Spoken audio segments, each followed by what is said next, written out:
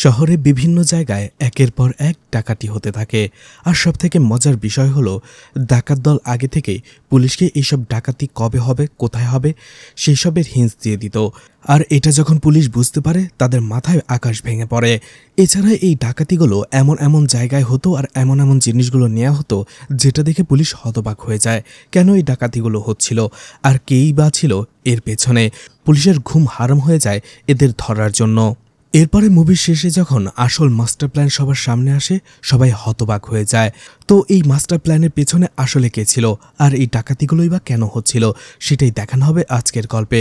তো পুরো ভিডিও দেখার অনুরোধ রইল, কথা দিচ্ছি সময় নষ্ট হবে না। তো আজ এক্সপ্লেন করতে যাচ্ছি 2025 সালে মালায়ালাম ভাষায় মুক্তি পাওয়া মুভি বাজুকা। তো hi guys, welcome to my channel ফিল্মের গল্প। এমন নতুন আর অসাধারণ সব মুভি আর ওয়েব সিরিজের এক্সপ্লেনেশন বাংলায় দেখতে চাইলে চ্যানেলটিকে সাবস্ক্রাইব করে রাখতে পারেন। মুভির শুরুতেই দেখা যায় একজন লোক এয়ারপোর্টে বসে একা একাই কথা বলছিল। সে বলছিল, ক্যানভাসের দিকে খুব ভালো করে নজর রেখো, যদি মনে হয় কোনো নড়বড় হবে তাহলেই প্ল্যান বিতে শিফট করবে। এরপরে সে সেখান থেকে চলে যায়। আর দেখা যায় সেই লোকটা আসলে তার পেছনের সিটে বসা একজন নানকে এই ইনস্ট্রাকশনটা দিচ্ছিল। এরপরে সে নানকে দেখা যায় সেখান থেকে একটা ব্যাগ রিসিভ করে সে এয়ারপোর্ট থেকে বের হতে যাবে। ঠিক তখনই সেখানে থাকা কাস্টম অফিসারদের মনে হচ্ছিল কিছুটা সন্দেহজনক রয়েছে।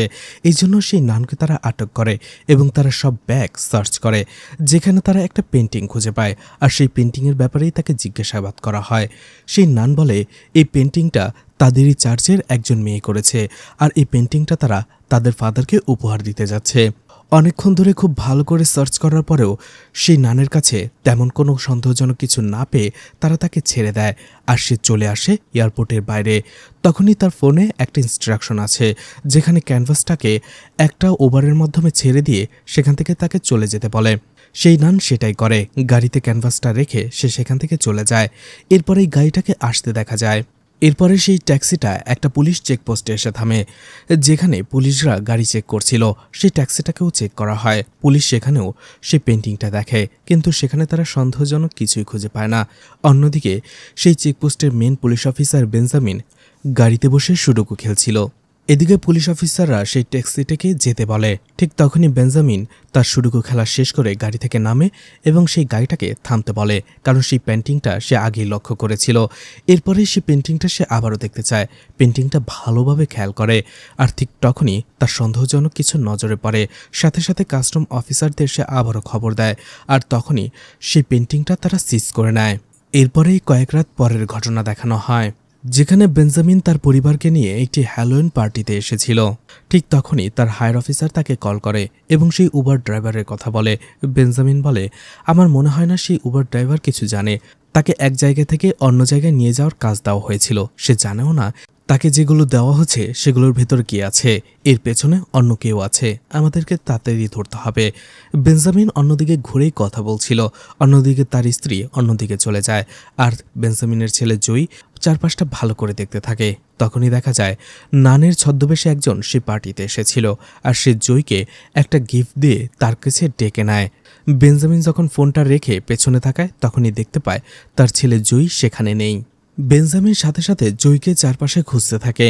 অনেকক্ষণ খোঁজার পরে সেই পার্টির বাইরে সে জয়ীকে দাঁড়িয়ে থাকতে দেখে। ঠিক তখনই সে বলে, তুমি এখানে কি করছো?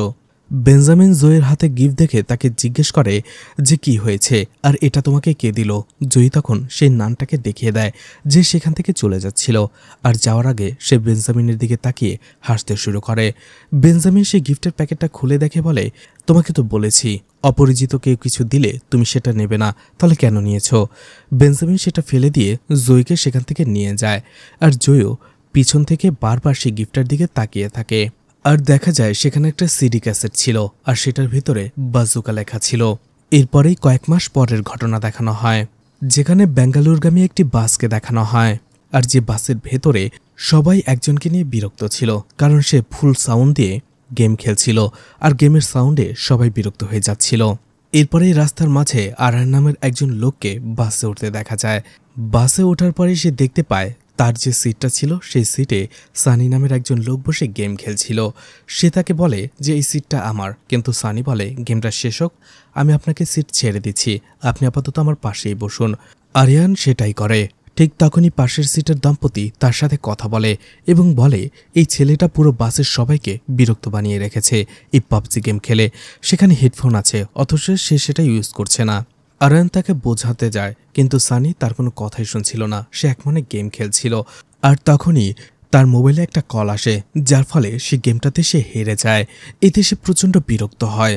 সানি সেখানে পত্রিকা পড়তে শুরু করে। ঠিক তখনই সানি এবং আরায়ান দুজনে মিলে সেখানে ভাগ্যরাশি নিয়ে কথা বলছিল যেটা পত্রিকায় লেখা ছিল। আর এরপরে একটা সময় সানির সাথে পাশের সিটে বসা সেই কাপল মেয়েটির দেখা হয়। চোখের ইশারায় তাদের কথা হতে শুরু করে। এই জন্য সানি চাইছিল সে আরায়ানের সিটটাই বসবে যাতে সেই মেয়েটার সাথে ভালোভাবে কন্ট্যাক্ট করতে পারে, কিন্তু আরায়ান এটা বুঝতে পারে এবং তাতে বাধা দেয় আর সিটও চেঞ্জ করতে চায় না। এতে সানি একটু রেগে যায়। কিছুক্ষণ পরে তারা আবারও সেই রাশি নিয়েই কথা বলতে শুরু করে। আর একটা সময় আরায়ানের কথাগুলো সানির খুব ভালো লাগে। এরপরে সানি আবারও তার মতো গেম খেলতে শুরু করে আর আরায়ান গান শুনতে শুরু করে। ঠিক তখনই তার মোবাইলে একটা কল আসে। কলটা পেয়ে সে একটু চমকে যায় আর বলে তোমরা একটু সাবধানে থাকবে না। এরপরেই সে তার ল্যাপটপটা বের করে কিছু করার চেষ্টা করছিল কিন্তু হচ্ছিল না। মোবাইলে কাউকে ডায়াল করে, সেটাতেও হচ্ছিল না। সানি এসব কিছু দেখে জিজ্ঞেস করে কি হয়েছে। আরায়ান প্রথমে বলতে চায় না। সানি তাকে জোর করে, আসলে আমার বোন বন্ধুদের সাথে ট্যুরে গেছে কিন্তু সেখানে তার এক বন্ধু অ্যাক্সিডেন্ট করেছে। এখন তাদের ইমিডিয়েটলি ট্রিটমেন্ট করানোর জন্য টাকা লাগবে, কিন্তু সেখানে আশেপাশে কোনো বুথ বা ব্যাংক নেই, তাই আমাকে টাকা পাঠাতে হবে। কিন্তু মোবাইলে মানি ট্রান্সফারের বিষয়টা আমি আপাতত জানি না, এই জন্য আমার প্রবলেম হচ্ছে। সানি বলে, ও জিপেতে তাহলে আমি পেমেন্ট করে দিচ্ছি। আরহান বলে, না না আমি ম্যানেজ করে নিতে পারবো। সানি বলে, একজন মানুষ যদি বিপদে অন্যজনের পাশে দাঁড়াতে না পারে তাহলে সে কিসের মানুষ? বলুন কত টাকা লাগবে, আমি আপনাকে দিয়ে দিচ্ছি। তখন আরহান বলে 30,000 এবং সে নাম্বারটা দেয় আর সানি টাকাটা পাঠিয়ে দেয়। এরপরেই সানির কাছে তার গার্লফ্রেন্ড জুহির কল আসে এবং সে আবারও কথা বলতে শুরু করে। কথা বলতে বলতে বাসটা একটা বাস স্টপে চলে আসে। সেখানে ব্রেক দেয় কিছুক্ষণের জন্য। সানি কথা বলা শেষ করে হঠাৎ করেই দেখতে পায় বাসে কেউ নেই, সবাই নেমে গেছে। আর আরায়ানও তার পাশে ছিল না। সে নেমে আরায়ানকে খুঁজতে শুরু করে আর ভাবতে থাকে লোকটা তাকে ঠকালো না তো, টাকাগুলো মেরে দিয়ে চলে গেল না তো। ঠিক তখনই আরায়ানকে সে দেখতে পায়। সে আসলে সেখানকার বুথে গিয়েছিল টাকা উঠিয়ে সানিকে দেওয়ার জন্য, আর সাথে সাথে সে সানিকে টাকাগুলো দিয়ে দেয়। সানি মনে মনে ভাবতে থাকে আসলে সে লোকটাকে ভুল বুঝেছে। এরপরে তারা একে অপরের সম্পর্কে আরও জানতে থাকে। সানি বলে সে আসলে ব্যাঙ্গালোরে যাচ্ছে তার গার্লফ্রেন্ড জুহির সাথে দেখা করতে এবং সেখানে সে জুহির ফটোটাও দেখায়। অন্যদিকে সানি বলতে থাকে সে আসলে তেমন কিছুই করে না, যখন তার টাকার দরকার হয় তখন সে অনলাইনে কাজ করে আর এরপরে টাকা পেয়ে গেলে আবারও সে তার মতো আরামায়েশ করে। অন্যদিকে আরায়ান বলে সে একজন চার্টার্ড অ্যাকাউন্ট্যান্ট। বাস ছেড়ে দেওয়ার একটু আগে আরায়ানের পায়ের কাছে একটা স্মাইল বল গড়িয়ে আসে। একটা বাচ্চা মেয়েটি সেটা নিতে আসে। আরায়ান তাকে বলটা দেয় এবং হাই বলে। বাচ্চা মেয়েটি তার মায়ের সাথে বলটা নিয়ে গাড়িতে করে চলে যায়। বাসটা ছেড়ে দেয়। তার ঠিক কিছুক্ষণ পরেই সেই বাসে আরও একজন লোক আসে যে ঠিক আরায়ানের পেছনের সিটে বসে। এদিকে সানি আবারও তার গার্লফ্রেন্ডের সাথে কথা বলছিল। তখনই সে খেয়াল করে আরায়ান পাশে বসেই গেম খেলছিল। এটা দেখে সে ফোনটা রেখে দেয় আর বলে আপনি গেমেও খেলেন? আরায়ান বলে জাস্ট সময় পাস করার জন্য। সানি বলে গেম আসলে একটা প্যাশন, সময় পাস করার মতো নয়, আর আপনি তো খেলতে পারছেন না। আরায়ান বলে আমি তো জাস্ট সময় কাটানোর জন্য খেলছি। এরপরে সানি বলে গেম শুধু সময় পাসের জন্য নয়। এরপরে গেম সম্পর্কে সে থেকে অনেক কিছু বোঝাতে থাকে, কিন্তু আরায়ান বলে আরে আমাদের মতো মানুষের কাছে গেমটা শুধুমাত্র সময় কাটানোর একটা জিনিস। এরপরেই দেখা যায় সানি অনেক বড় একজন গেমার ছিল আর গেমের প্রতি তার ডেডিকেশন অনেক বেশি ছিল। সানি বলতে থাকে তার অবতার নেম হচ্ছে SD47। এই অবতার জিনিসটা কি সেটাও সানি আরায়ানকে বুঝিয়ে বলছিল যে গেমের জগতে সবারই আলাদা একটা নাম থাকে আর সানির অবতার নেম হচ্ছে SD47। আরায়ান বলে তুমি কি তাহলে প্রফেশনাল গেমার? সানি তখন তাকে দেখায় তার মোবাইল সেটআপটাও অনেক বেশি দামি, যেটা প্রফেশনাল গেমার ছাড়া অন্য কেউ ব্যবহার করে না। এছাড়া বিভিন্ন ধরনের যে কম্পিটিশন ছিল, কিছুদিন আগে পাবজির 10 মিলিয়নের একটা টুর্নামেন্ট ছিল, সেখানেও সানি তৃতীয় হয়েছিল। আশা করছে পরের বার সে চ্যাম্পিয়ন হবে। এরপরে সানি বলে এটা আমাকে দিন, আমি দেখিয়ে দিচ্ছি এটা কিভাবে খেলতে হয়। তখনই সানি তার ল্যাপটপটা নিয়ে গেম খেলতে শুরু করে এবং সে উইন হয়। যখনই সে আরায়ানকে এটা দেখাতে যাবে সে দেখতে পায় আরায়ান তার পাশে বসেই গেম দেখার পরিবর্তে ঘুমিয়ে গেছে। সানি এতে একটু বিরক্ত হয়, ল্যাপটপটা রাখতেই যাবে তখনই তার একটু কৌতূহল হয় আর ল্যাপটপটা সে দেখতে শুরু করে। এরপরে সেখানে থাকা ল্যাপটপের ফাইলগুলো সে ঘাঁটতে থাকে। সেখানে একটা ফোল্ডারের ভেতরে সে একটা মেয়ের ছবি দেখতে পায় কিছু, সেগুলো সে দেখতে শুরু করে। এরপরেই অন্য একটা ফোল্ডারে যায়, কারণ সেই ফোল্ডারের নাম ছিল কনফিডেন্সিয়াল ফোল্ডার। এই জন্য তার কৌতূহলটা বেশি হয়। ফোল্ডারে ঢুকতেই সে একটা ব্লু প্রিন্ট দেখতে পায়। যখনই সে সেটা তার মোবাইলে নিতে যাবে ঠিক তখনই বাসটা একটু ব্রেক হয় আর আরায়নের ঘুম ভেঙে যায়। তখনই সে এটা খেয়াল করে যে সানি তার ল্যাপটপটা দেখছে। আরায়ন বলে, এটা ঠিক নয়, তুমি আমার ল্যাপটপ কেন দেখছো? সে সাথে সাথে তার ল্যাপটপটা নিজের কাছে নিয়ে নেয়। এরপরই দেখা যায় রাস্তায় কিছু বাইকার চলে আসে আর তারা খুব বিপজ্জনকভাবে সেখানে গাড়ি চালাচ্ছিল। এর সামনেই দেখা যায় সেই বাচ্চা মেয়েটির মা গাড়ি চালাচ্ছিল। সেই বাইকারগুলো তার সামনে যেয়ে উল্টোপাল্টোভাবে গাড়ি চালাতে থাকে আর ঠিক তখনই সেই মহিলা গাড়ির নিয়ন্ত্রণ হারিয়ে ফেলে আর গাড়িটা অ্যাক্সিডেন্ট করে। আর এটা যাওয়ার সময় আরায়ন খেয়াল করে, সাথে সাথে সে বাস থামাতে বলে এবং সেই গাড়ি থেকে বাচ্চা মেয়েটিকে এবং তার মাকে উদ্ধার করে আর সাথে সাথে তাদেরকে হসপিটালে পাঠিয়ে দেওয়ার ব্যবস্থাও করে আরায়ন। এদিকে সেই বাইকারদের মধ্যে একজনের মোবাইল পড়ে গিয়েছিল যখন তারা খুব জোরে সেই মহিলার গাড়িটিকে ওভারটেক করছিল। এই জন্য সেই বাইকার তার মোবাইলটিকে ফিরিয়ে নিয়ে আসার জন্য আবার পেছনে আসে। আর সেই বাইকার যখনই সেখানে আসে আরায়ন তাকে মারতে শুরু করে। এরপরে বাকি সব বাইকাররা আসলেও আরায়ন প্রত্যেকে মারধর করে আর একটা সময় শেষে একজনকে বলে, তোমরা কেন এভাবে জোরে বাইক চালাও? এই রাস্তাটা তোমাদের বাপের নয়। আর এতে বাসে থাকা সব লোকেরা খুব খুশি হয়। এরপরে যখন আরায়ন বাসে ফিরে আসে তখনই সানি তাকে প্রশ্ন করে, আপনি কে? আপনাকে দেখে কোনোভাবেই চার্টার্ড অ্যাকাউন্ট্যান্ট মনে হয় না। এছাড়া আপনার ল্যাপটপ আমি দেখেছি, সেখানে একজন চার্টার্ড অ্যাকাউন্টের ল্যাপটপে যেসব জিনিসপত্র থাকা দরকার সেগুলোর কিছুই ছিল না। আরায়ন বলে, তুমি কি পাগল হয়েছ? তখনই সানি মোবাইলে একটা ফটো দেখায়। আসলে যখন সে ল্যাপটপটা ঘাঁটছিল তখন সে একটা আইডি কার্ড দেখেছিল। সেই আইডি কার্ডের ফটোটাই সে তুলে রেখেছিল, যেখানে লেখা ছিল আসলে আরায়নের আসল নাম জন আর সে একজন ফর্মার ফরেন্সিক এক্সপার্ট। আর আমি এখন একটা সিক্রেট মিশনে আছি। সিক্রেট মিশনে থাকাকালীন নিজের পরিচয় অন্য কাউকে দেয়া ঠিক নয়, এই জন্যই ছদ্মবেশ ধারণ করতে হয়েছে আমাকে। সানি সেই সিক্রেট মিশনের ব্যাপারে জিজ্ঞেস করে। যেহেতু জনকে কিছুক্ষণ আগেই সানি অনেক বড় একটা উপকার করেছে, তাই সেই মিশনের ব্যাপারে সে সানিকে বলে। জন বলতে থাকে, কোচি অনেক আগে থেকেই ইন্ডিয়ার জন্য খুব গুরুত্বপূর্ণ একটা জায়গা। এমনকি ব্রিটিশরাও এই কোচিকে অনেক বেশি গুরুত্ব দিয়েছে, কিন্তু সময় যাওয়ার সাথে সাথে এই কোচিতে ক্রাইম অনেক বেশি বেড়ে গিয়েছে। বিপজ্জনক হারে এই ক্রাইম রেট বেড়ে যাওয়ার কারণেই পুলিশ কমিশনার বেঞ্জামিনকে এই কোচির দায়িত্ব দেওয়া হয়। আর সেই বেঞ্জামিন একা ছিল না, তার খুবই স্ট্রং একটা টিম ছিল যারা খুবই ওয়েল ট্রেন্ড এবং প্রফেশনাল। আর কোচিতে আসার পরেই বেঞ্জামিন তার টিমকে নিয়ে কোচিকে দুর্নীতিমুক্ত করতে শুরু করে। তার লিস্টে যারা ছিল তাদের একে একে সে ক্রসফায়ারে মেরে ফেলতে শুরু করে, কিন্তু তার লিস্টে থাকা একজন ক্রিমিনালকে সে কোনোভাবেই খুঁজে পাচ্ছিল না, রুদ্রাকিশন রবি। এমনকি ছদ্মবেশ টিমও এই রুদ্রাকিশন রবির কোনো হদিসই পায়নি, তাকে ট্রেস পর্যন্ত করতে পারে না। তারা ভাবতে থাকে একে কিভাবে ধরা হবে। সবারই কোনো না কোনো উইক পয়েন্ট থাকে। এই রুদ্রাকিশন রবির উইক পয়েন্টটা কি সেটা আমাদের খুঁজে বের করতে হবে। তখনই একজন বলে, রুদ্রাকিশনের ছোট ভাই পিটবুল রবি, যাকে সে অনেক বেশি ভালোবাসে। আর তখনই তারা সেই পিটবুল রবিকে অ্যারেস্ট করে নিয়ে যায় আর তাকে তারা মেরে ফেলে, কারণ সে তার বড় ভাইয়ের ঠিকানা দিচ্ছিল না। এতে রুদ্রাকিশন অনেক রেগে যায় আর ঠিক তখনই বেঞ্জামিনের টিমের 2 জন মেম্বারকে সে কিডন্যাপ করে নেয়। কিন্তু দেখা যায় বেঞ্জামিন সেখানে পৌঁছে গিয়েছিল। রুদ্রাকিশন জিজ্ঞেস করে, তুমি এখানে কিভাবে আসলে আর আমার লোকেরা কই?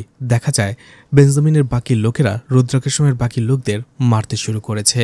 তারা একে একে সবাইকে মেরে ফেলছে।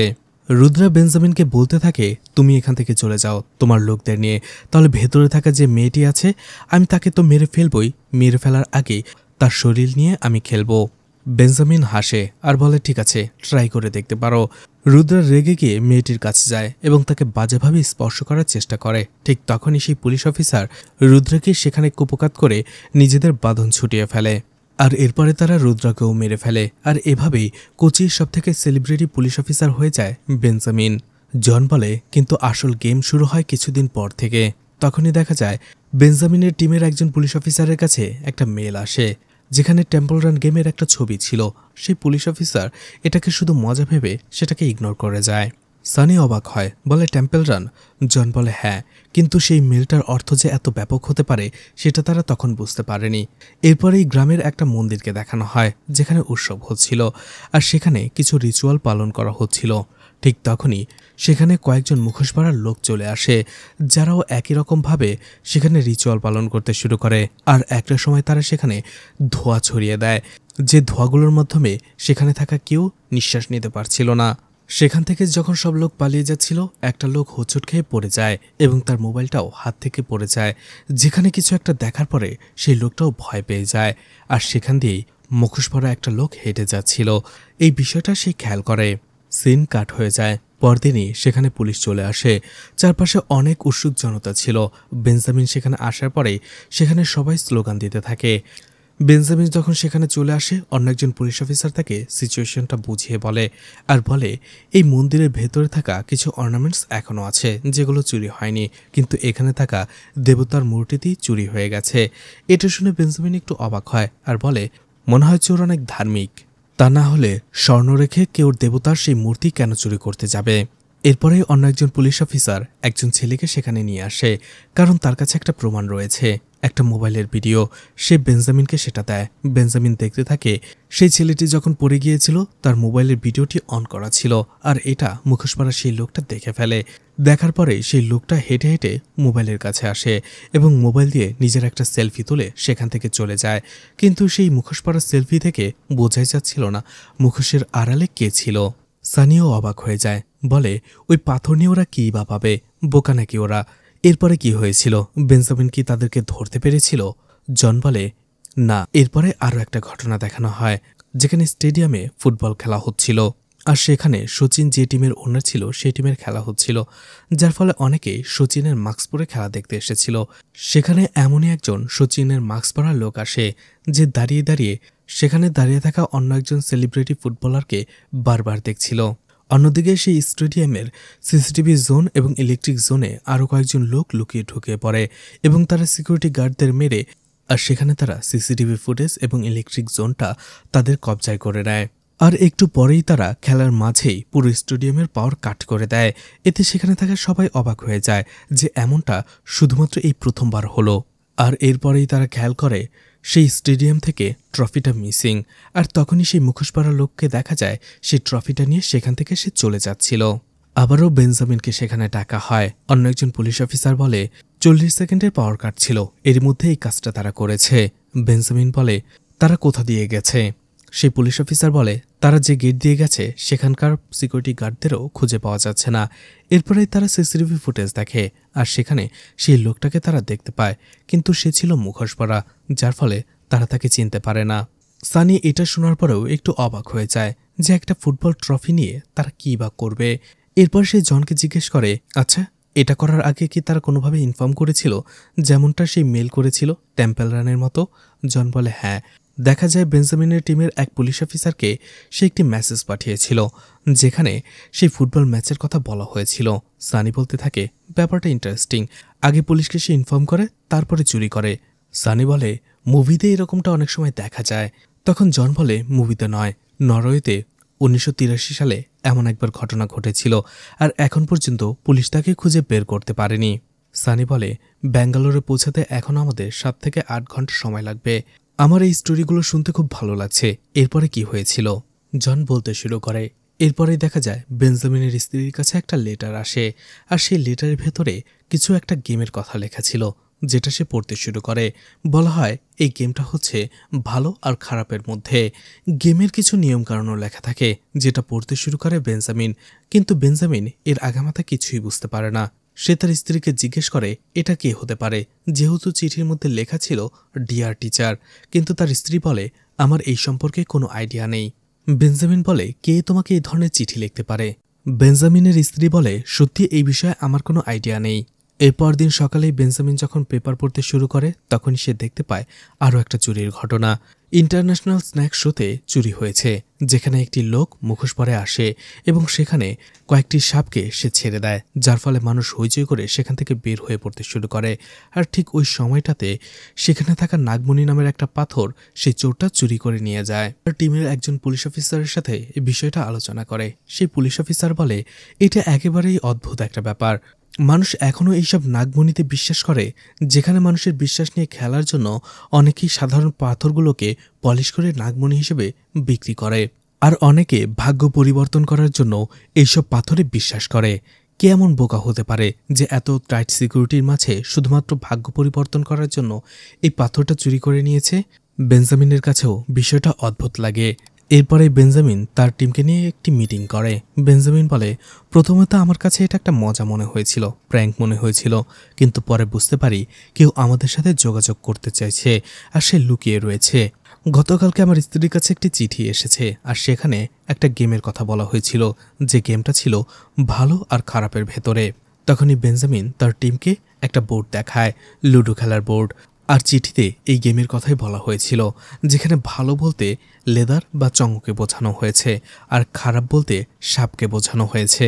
আসলে বেঞ্জামিনের স্ত্রী অ্যানি একজন টিচার ছিল মালায়ালামের, আর সেই জন্য বেঞ্জামিন তার স্ত্রীর কাছ থেকে এই চিঠির বাংলা অর্থগুলো খুব ভালো করে বুঝে নেয়। আর তখনই তার মনে হতে থাকে যে এটা একটা সাপ লুডো গেমের কথাই বলা হয়েছিল। বেঞ্জামিন বলতে থাকে, এর আগে যে ঘটনাগুলো ঘটেছে আমার মনে হয় এই সবগুলো কানেক্টেড, আর আমরা কোনো সিরিয়াল রবারের সাথে যুদ্ধ করতে যাচ্ছি। আমাদেরকে খুঁজে বের করতে হবে কে এই সিরিয়াল রবার যে একের পর এক এই ধরনের ঘটনাগুলো ঘটাচ্ছে। বেঞ্জামিন এবং তার টিম গাড়িতে যাওয়ার সময় এই কেসটা নিয়ে কথা বলছিল। এছাড়া কেসের আগে সেই লোকটা যে তাদের বিভিন্নভাবে ইনফর্ম করছে সেটাও বলে যাচ্ছিল তারা। ঠিক তখনই টনিকে একটু অন্যমনস্ক দেখা যায়, আর তখনই সে গাড়িটা প্রায় ব্রেক ফেল করে ফেলছিল। সে নিজেকে সামলে নেয়। সবাই জিজ্ঞেস করে তার কি হয়েছে। অবশেষে টনি তাদেরকে বলতে থাকে, মন্দিরে যে চুরিটা হয়েছিল তার আগে তার কাছে অ্যানোনিমাস একটা মেল এসেছিল, কিন্তু সেই মেলের ভেতরে শুধুমাত্র টেম্পল রানের একটা ছবি দেয়া ছিল, আর কিছুই না। আমি শুধুমাত্র এটাকে একটা মজা ভেবে ফেলে রেখে দিয়েছিলাম, খেয়াল করিনি।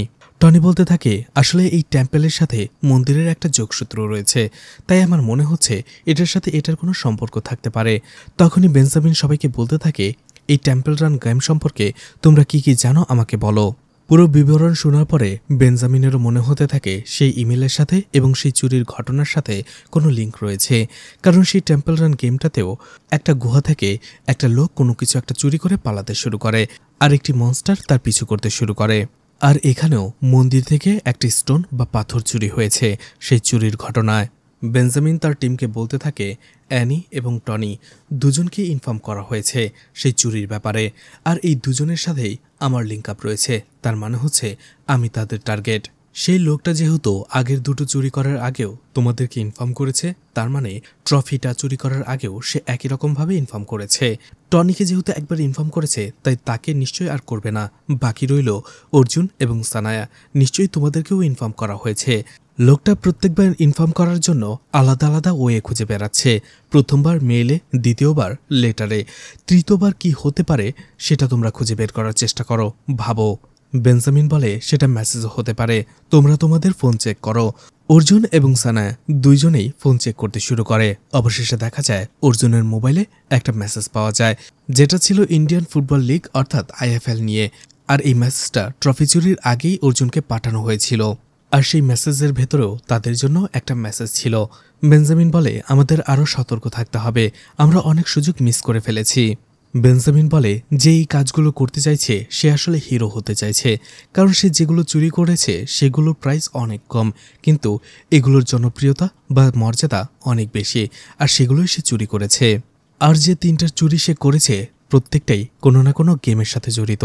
প্রথমটা টেম্পল রান, দ্বিতীয়টা ফিফা, আর তৃতীয়টা সাপ লুডো।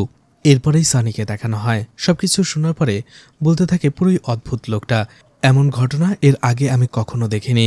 এরপরেই দেখা যায় পুলিশের কন্ট্রোল রুম থেকে মেসেজ দেওয়া হয় যে একটা ব্ল্যাক বাসে করে একজন অপরাধী পালিয়ে যাচ্ছে, তাকে যেন থামানো হয়। পুলিশের গাড়ি সেই বাসটাকে ফলো করতে শুরু করে, যেটা ছিল জন এবং সানি যে বাসে ছিল সেই বাসটা। এদিকে সানির গার্লফ্রেন্ড জুহি তাকে আবারও কল করে। ফোনটা রাখার পরে সানি এবং জন আবারও কথা বলতে শুরু করে। সানি বলে, আসলে আজকে জুহির সাথে তার প্রথম দেখা, ইনস্টাগ্রামে তাদের পরিচয় হয়েছে, এরপরে তারা একে অপরকে ভালোবেসে ফেলেছে, আর আজকেই তাদের প্রথম দেখা। এরপরেই দেখা যায় সেই বাসটাকে থামিয়ে দেয় পুলিশের গাড়ি, আর এরপরে দুইজন লোক গান নিয়ে দাঁড়িয়ে যায় আর বলে, আমরা তামিলনাড়ুর পুলিশ।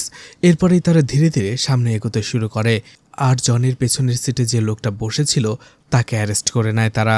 এমনকি সেই লোকটার পাশে যে বসেছিল তাকেও পুলিশ অ্যারেস্ট করে। কিন্তু সেখানে দুইজনই পুলিশের গানটা ফেলে দিয়ে তাদেরকে মারতে শুরু করে। আর একটা সময় তাদের সাথে ফাইট করতে শুরু করে জন। কিন্তু ক্যাপ পরার সেই লোকটা বাস থেকে নেমে পালিয়ে যাওয়ার চেষ্টা করে। জন তার পিছু করে, কিন্তু কোনোভাবেই তাকে ধরে উঠতে পারছিল না। বারবার জনের হাত থেকে সে ছাড়া পেয়ে যাচ্ছিল। ঠিক তখনই সেখানে চলে আসে একটি ব্ল্যাক গাড়ি, আর যেখান থেকে মুখোশ পরা কয়েকজন লোক গান হাতে নামে। তারা গান তাক করে। ক্যাপ পরা সেই লোকটি ভয় পেয়ে যায়, কিন্তু দেখা যায় সেই লোকগুলো সেই লোকটাকে গুলি না করে বরং জনের দিকে এবং সেখানে থাকা বাকি লোকদের দিকে গুলি ছুড়ছিল। জন এবং সেই মুই পুলিশটি কোনোরকমভাবে সেই গোলাবর্ষণ থেকে বেঁচে যায়। সেখানে থাকা একজন পুলিশের একটি গান পায় জন এবং তাদের দিকে সে ফায়ার করতে শুরু করে। অন্যদিকে সেই 5 জন লোকের গুলিও শেষ হয়ে গিয়েছিল। তখনই তারা সেখানে ধোঁয়া ছড়িয়ে দেয়। আর একটা সময় সেই 5 জন লোক গাড়িটি নিয়ে এবং সেই 2 জন লোককে নিয়ে সেখান থেকে পালিয়ে চলে যায়। এরপরেই জন তামিলনাড়ুর সেই পুলিশদের সাথে কথা বলে আবারও বাসে চলে আসে। বাসটি আবারও ছাড়তে যাবে। ঠিক তখনই আরও একজন লোক বেশি টাকা ভাড়া দিয়ে সেই বাসে উঠে পড়ে। সানি বলে, আসলে এখানে কি হচ্ছে আমি কিছুই বুঝতে পারছি না। এরা কারা? এই লোকগুলোই বা কে ছিল? তখন জন বলতে থাকে, এই লোকটাও একটা ব্ল্যাক লিস্টেড ক্রিমিনাল ছিল, হাওয়ালা ডিলার, যেটা আমি পুলিশদের সাথে কথা বলে জানতে পারলাম। সানি বলে, আপনি এত এত ঘটনা জানেন, কিন্তু এই সব ঘটনার মধ্যে আপনার রোলটা কি? জন বলতে শুরু করে, আসলে জন এবং বেঞ্জামিন খুব ভালো বন্ধু, আর বেঞ্জামিনই তাকে একটা কেসের ব্যাপারে সাহায্য করার জন্য জনকে ডাকে। খাবার দাবার শেষ করে বেঞ্জামিন এবং জন যখন গল্প করতে শুরু করে, বেঞ্জামিন বলতে শুরু করে, আমার ক্যারিয়ারে কোনো কেস অসম্পূর্ণ নেই, আমি সবগুলোই সমাধান করেছি, কিন্তু একটা কেস আমি যত সুনাম অর্জন করেছি সব কেড়ে নিচ্ছে ধীরে ধীরে। আমি এই কেসটা কোথা থেকে শুরু করব, কিভাবে শুরু করব, কিছুই বুঝতে পারছি না। এরপরে বেঞ্জামিন জনকে এই কেসটা সমাধান করতে তাকে সাহায্য করতে বলে। জনও এতে রাজি হয়ে যায়। এরপরে রাতের বেলা সানায়াকে দেখা যায় তার বন্ধুরা তাকে তার বার্থডে উইশ করছিল। তখনই তার দরজায় কলিং বেল বাজে। সানায়া এত রাতে কে আসলো দেখার জন্য ধীরে ধীরে দরজা খোলে, কিন্তু সেখানে কেউ ছিল না। দরজা বন্ধ করতে যাবে ঠিক তখনই সেখানে একটি পার্সেল দেখতে পায়। পার্সেলটা ভেতরে নিয়ে আসে, আর খুলতেই দেখা যায় সেটার ভেতরে একটা গিফট কার্ড ছিল, আর কার্ডটা ওপেন করলেই বার্থডে উইশ করছিল। সানায়া পরদিনই সেই কার্ডটা বেঞ্জামিনকে দেখায় আর বলে, স্যার, আমার মনে হচ্ছে এই কার্ডটা পাঠানোর পেছনেও সেই লোকটারই হাত রয়েছে। তার দুটো কারণ রয়েছে, কারণ এই কার্ডের ভেতরে একটা গেমিং কনসোল রয়েছে, আর একটা হচ্ছে সে আলাদা একটা পদ্ধতি ব্যবহার করেছিল এই কার্ডটা আমার কাছে দেওয়ার জন্য, সেটা হচ্ছে কোরিয়ার। অর্জুন বলে, আর একটা লক্ষণীয় বিষয় হচ্ছে এখানে যে এই কোরিয়ারটা পাঠিয়েছে তার নাম ছিল মিস্টার মারিও, যেটা 1990 সালের একটা জনপ্রিয় গেম, যার নাম ছিল সুপার মারিও। এছাড়া মিস্টার মারিও যেখানে গেমটা খেলতো, অর্থাৎ মাশরুম কিংডম, সেই মাশরুম কিংডমই এই কুরিয়ার সার্ভিসে ঠিকানা দেওয়া ছিল। তার মানে বোঝা যাচ্ছে আবারও কোনো একটা চুরি হবে, সেটার জন্যই এইটা পাঠানো হয়েছে। টনি বলতে থাকে, সে তার প্রত্যেকটা চুরি কোনো না কোনো গেমের সাথে রিলেট করছে। আমার তো মনে হচ্ছে সে খুব ভালো একজন গেমার, এছাড়া সে একটা সাইকোপ্যাথ। এরপরেই বেঞ্জামিন সেই বার্থডে কার্ডটা জনকে দেয়। জন সেই কার্ডটাকে খুব ভালো করে দেখে। পরদিনই তারা আবারও একটা মিটিং করে। সেখানে বেঞ্জামিন জনকে কেস সম্পর্কে আরও ডিটেলস বলছিল, যে এই চুরিগুলো সবসময় যেখানে লোকজনের ভিড় থাকে সেই সব জায়গাতেই হয়েছে। ঠিক তখনই অর্জুনের কাছে একটা কল আসে, সে একটু বাইরে চলে যায়। অন্যদিকে জনও মিটিং শেষ করে সেখান থেকে চলে যাচ্ছিল। তখনই সে অর্জুনের কিছু কথা শুনতে পায়, যেখানে সে একটা লোককে টাকা দেওয়ার কথা বলছিল, এছাড়া বলছিল তার টাকাটা তার ব্যাংক অ্যাকাউন্টে পাঠিয়ে দেওয়ার জন্য। সেই ব্যাংকের নাম শুনতেই জনের মাথায় একটা আইডিয়া চলে আসে। জন অর্জুনকে গাড়িতে নিয়ে আসে আর বলতে থাকে, তুমি কার সাথে কথা বলছিলে আর কি বলছিলে, কোন ব্যাংকের ব্যাপারে? তখনই অর্জুন বলে, আসলে আমার একটা ডিল হওয়ার কথা ছিল, টাকাটা এনআইবি ব্যাংকে আসার কথা ছিল। তখনই জন বেঞ্জামিনকে বলতে থাকে, সেই বার্থডে কার্ডের পেছনে একটা নাম্বার লেখা ছিল, আর সেই নাম্বারটা আমার মনে হচ্ছে একটা সুইপ কোড, যেটা এনআইবি ব্যাংকের। বেঞ্জামিন জিজ্ঞেস করে, কিন্তু সেটা কোন ব্রাঞ্চে আর কবে এবং কখন? তখন জন বলতে থাকে, হয়তো আমাদের আশেপাশে কোনো ব্রাঞ্চেই, আর এই কার্ডটার ভেতরে এক্সপায়ারি ডেট লেখা রয়েছে, কিন্তু আমার মনে হয় না এই ধরনের বার্থডে কার্ডে এক্সপায়ারি ডেট লেখা থাকে। তাই যে তারিখটা সেখানে লেখা রয়েছে আমার মনে হয় ওই তারিখেই চুরিটা করা হবে। এরপরেই দেখা যায় সেই তারিখ অনুযায়ী সে এনআইবি ব্যাংকের আশেপাশে বেঞ্জামিন এবং তার টিম ছদ্মবেশে লুকিয়ে থাকে।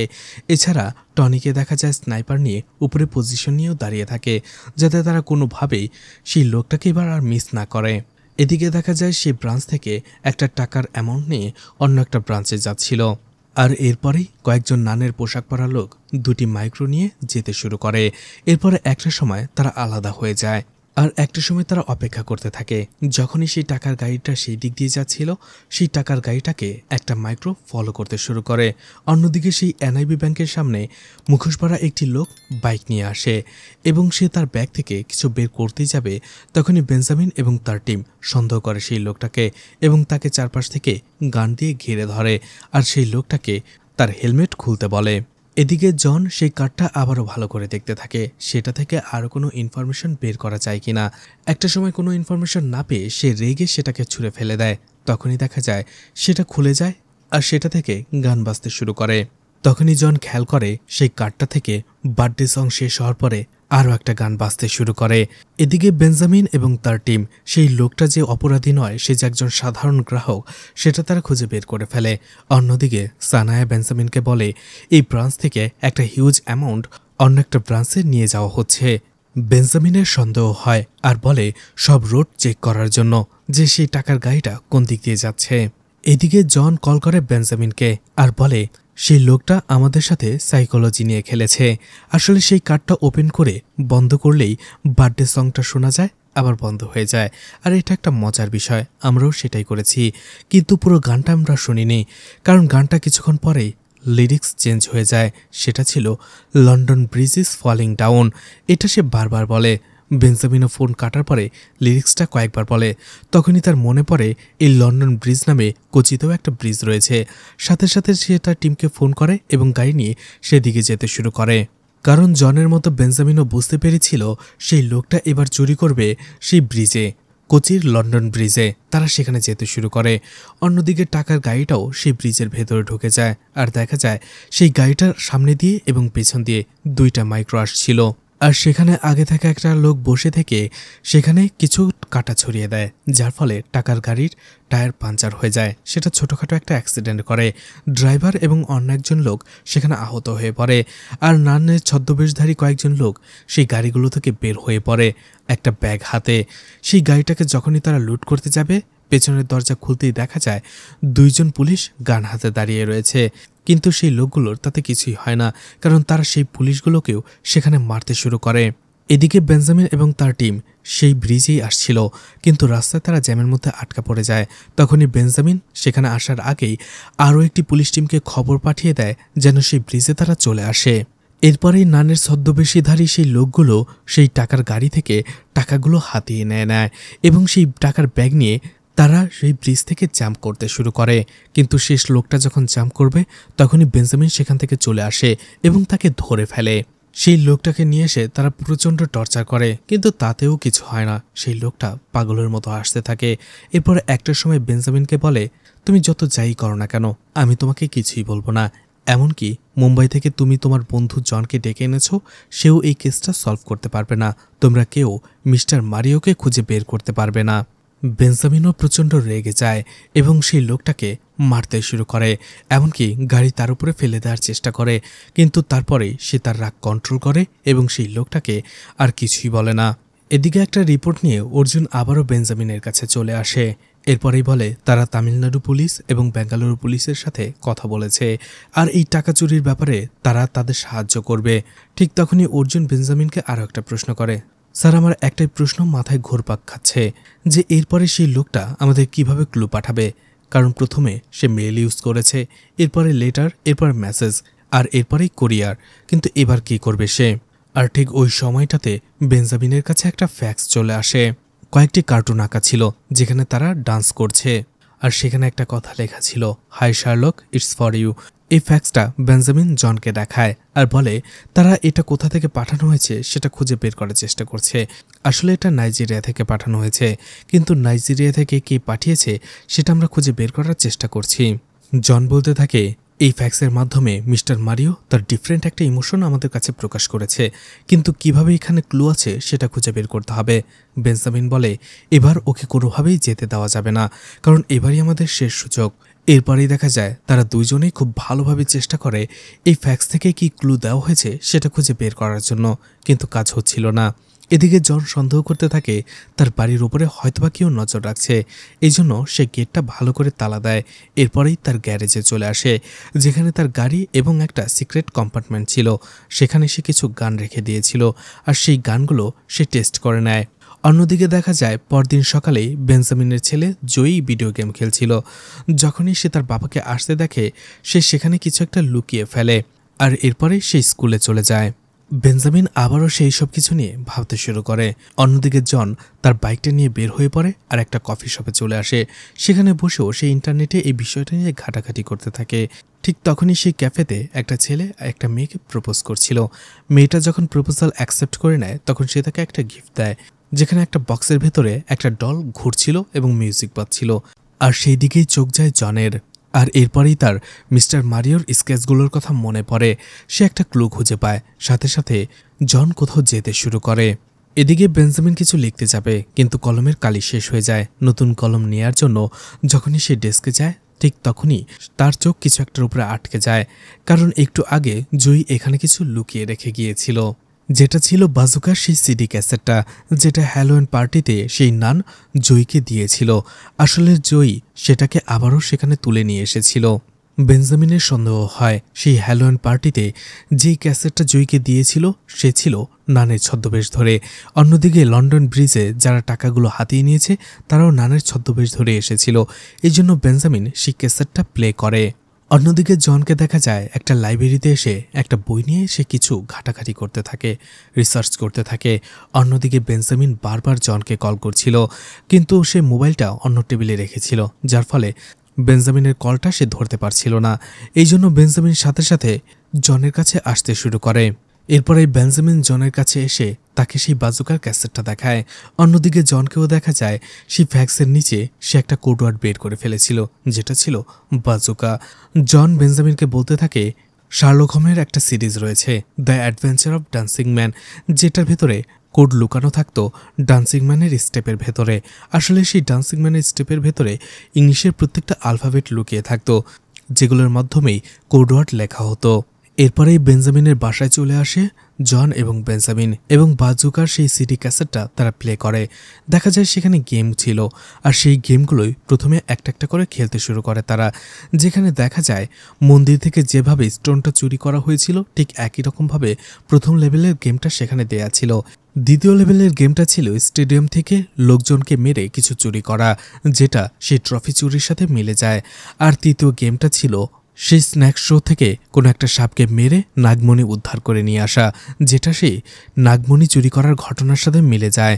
আর লেভেল 4-এর গেমটাও একটা ব্রিজের উপর থেকে ব্যাংকের টাকা চুরি করা হয়, যেটাও ব্যাংকের টাকা চুরির ঘটনার সাথে একেবারে হুবহু মিলে যায়। এর পরের লেভেল অর্থাৎ লেভেল 5-এর যে গেমটা ছিল, সেটা যখনই তারা দেখতে যাবে দেখা যায় সেটা ছিল লক করা। লেভেল 4-এর গেমটা আগে কমপ্লিট করতে হবে, তারপরেই লেভেল 5 গেমটা ওপেন হবে।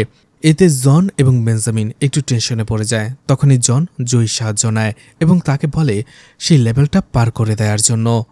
জয়ীও সেটাই করে। অনেকক্ষণ খেলার পরে অবশেষে সেই লেভেলটা সে পার করতে সক্ষম হয়। আর লেভেল 5-এ ছিল কোনো একটা হাই সিকিউরিটি অফিস থেকে কিছু চুরি করা। এরপরেই মিস্টার মারিও সম্পর্কে আরও ভালোভাবে জানার জন্য বেঞ্জামিন দেখা করে একজন সাইকিয়াট্রিস্টের সাথে। সেই ডক্টর বলে এই ধরনের লোকদের কোনো একটা নির্দিষ্ট জিনিসের প্রতি অনেক বেশি অবসেশন থাকে, তারা সারাক্ষণ সেটা নিয়েই ভাবতে শুরু করে। সেই ডক্টর ম্যারি শেলির একটি উপন্যাস ফ্র্যাঙ্কেনস্টাইনের রেফারেন্স দিয়ে বোঝাতে থাকে এই রোগটার ব্যাপারে। এছাড়া ইউএসএ মিশেল নামের একজন সিরিয়াল কিলারকে পাওয়া গেছে, যেও একই ধরনের রোগে আক্রান্ত ছিল। আর এই মিশেলের মেয়েদের হেয়ার ব্যান্ডের প্রতি অনেক বেশি আসক্তি ছিল, যার ফলে যেসব মেয়েরা মাথায় হেয়ার ব্যান্ড পরত সে তাদেরকেই মেরে ফেলত এবং সেই হেয়ার ব্যান্ডগুলো নিজের কালেকশনে রাখত।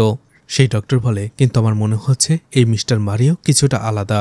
সেও হয়তো ছোটবেলা থেকেই গেমের প্রতি আসক্ত, এই জন্য গেমটার প্রতি তার অবসেশন অনেক বেশি।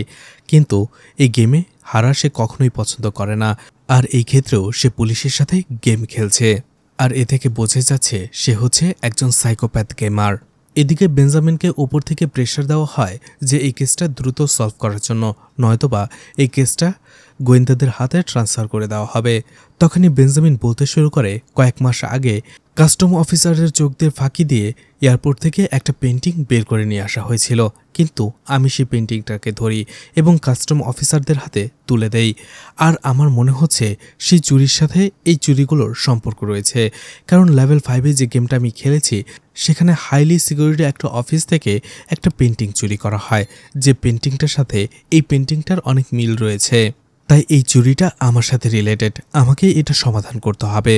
এই মিস্টার মারিওর পেন্টিংটা যখন আমি ধরে ফেলি তখন সে সেটাকে পরাজয় হিসেবে ধরে নেয়, আর এই জন্য প্রতিশোধ নেয়ার জন্যই সে আমার সাথে এই গেমগুলো খেলছে।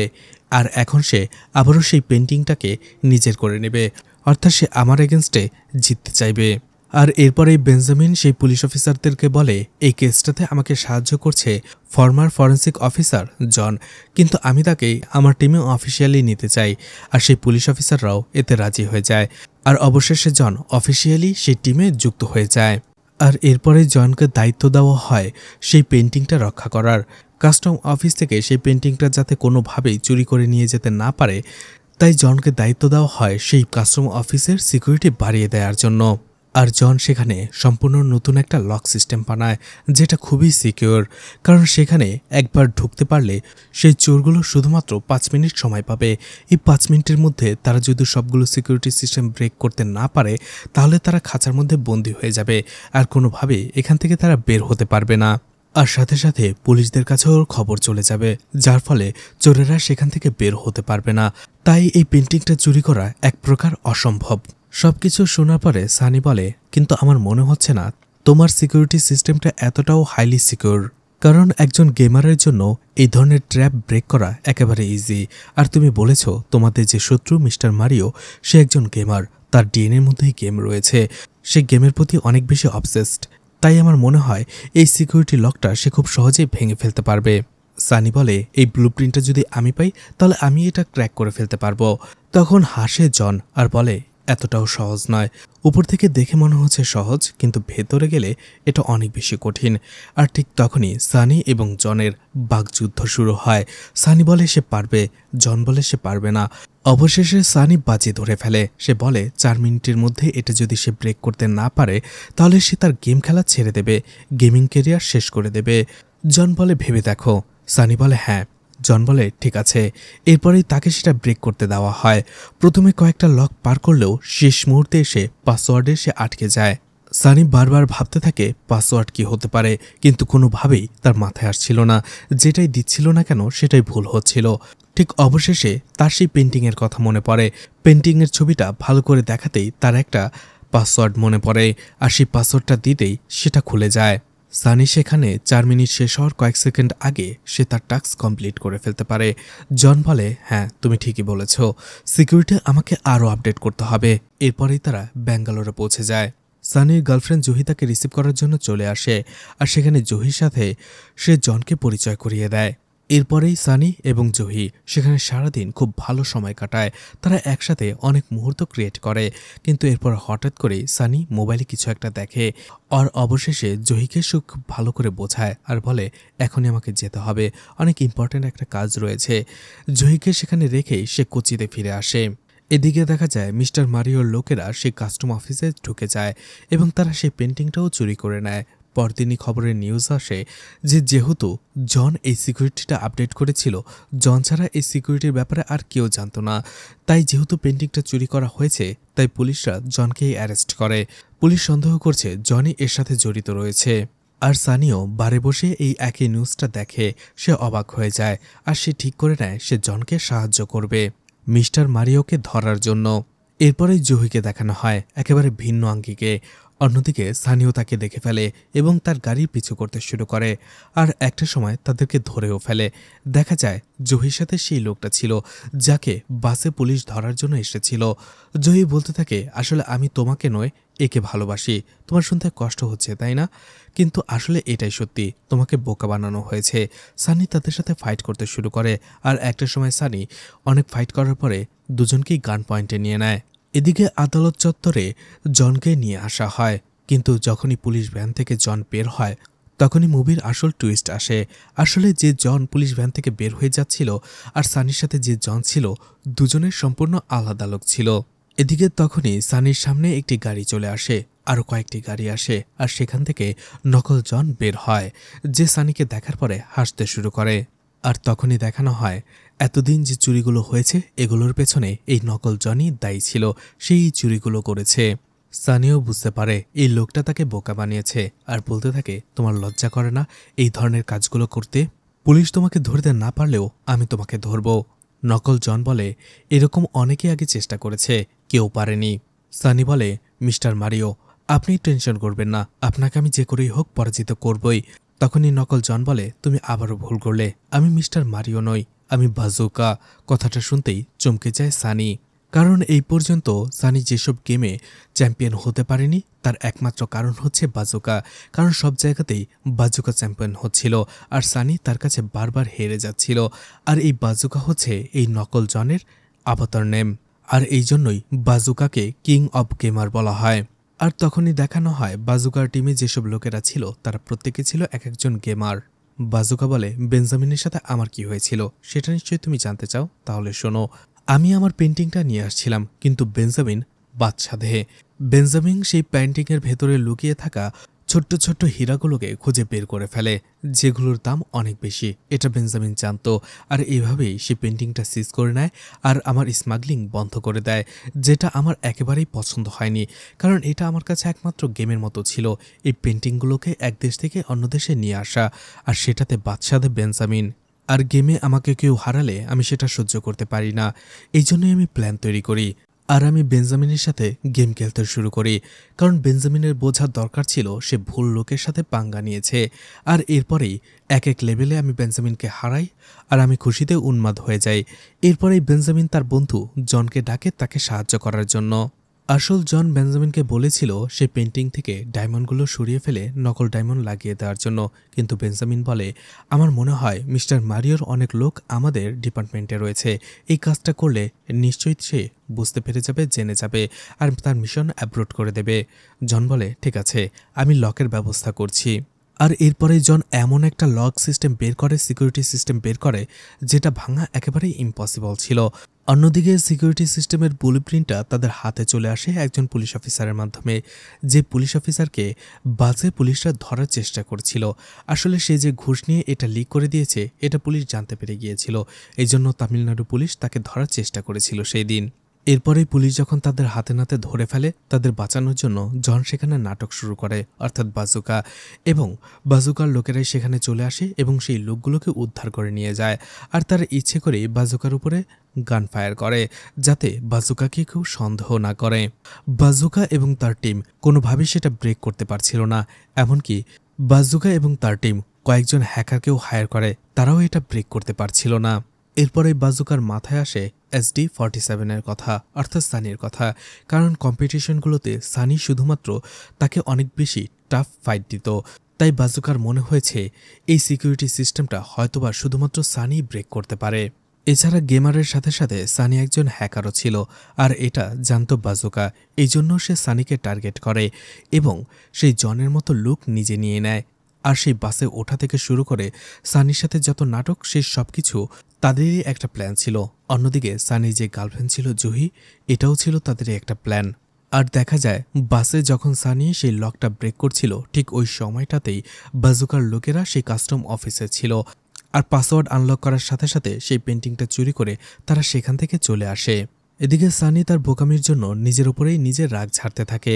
অন্যদিকে তখনই দেখা যায় একটা গাড়ি পুলিশ স্টেশনের সামনে এসে থামে, আর এরপরেই সেই গাড়িতে দুজন লোককে দেখা যায়, যাদের মধ্যে একজন ছিল বেঞ্জামিনের কাস্টডিতে, কিন্তু তাকে ছাড়িয়ে নিয়ে আসা হয়েছে। তার সাথে ছিল স্টোনার ম্যান, যাকে আমরা মুভির শুরুতে এয়ারপোর্টে দেখেছিলাম। তারা সেখানে গাড়ির ভেতর থেকে একটি বাক্স ফেলে দিয়ে সেখান থেকে চলে যায়। বেঞ্জামিন এবং তার টিম তাকে ধরার চেষ্টা করলেও তারা ব্যর্থ হয়।